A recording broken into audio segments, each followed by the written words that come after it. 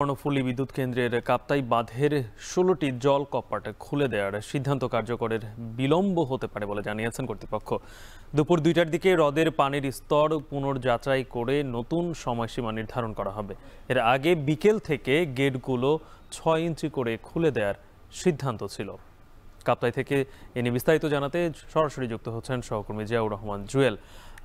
জুয়েল, জলকপাট খুলে দেওয়ার সিদ্ধান্তে বাঁধের উজান ও ভাটি অঞ্চলে কি প্রভাব পড়তে পারে আর কখন নাগাদ আসলে এই সিদ্ধান্ত আসতে পারে?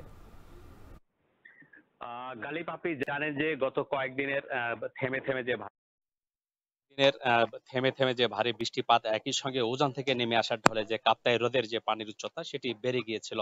আমরা গতকাল সন্ধ্যা ৬টা পর্যন্ত যে তথ্য জানতে পেরেছি, সেখানে বলা হচ্ছে যে ১০৭ ফুট উঁচু স্তর হয়েছে পানি।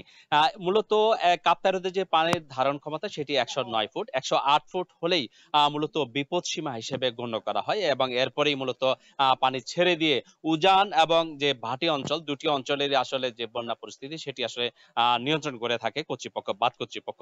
এর মধ্যে আপনি জানেন যে রাঙামাটি সদর, কাপ্তাই এবং লংগদু, বাঘাইছড়ি, বরকল এবং জুরাছড়ি, এই ৬টি উপজেলার যে নিম্নাঞ্চলগুলো রয়েছে সেখানে আসলে এই কয়েকদিনের বৃষ্টিপাতে তলিয়ে গিয়েছে, যেখানে যোগাযোগ এবং অন্যান্য যে যাতায়াতের ব্যবস্থা সেটি আসলে একেবারে বলা যায় যে দুঃসহ অবস্থা তৈরি হয়েছে।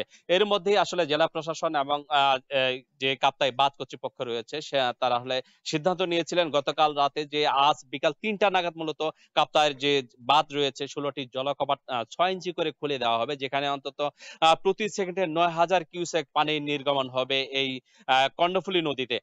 একই সঙ্গে আপনি জানেন যে কাপ্তাই যে ৫টি ইউনিটে বিদ্যুৎ উৎপাদন হচ্ছে, সেখানে আসলে ২২২ মেগাওয়াট প্রতি সেকেন্ডে বিদ্যুৎ উৎপাদিত হয়ে জাতীয় গ্রিডে যুক্ত হচ্ছে।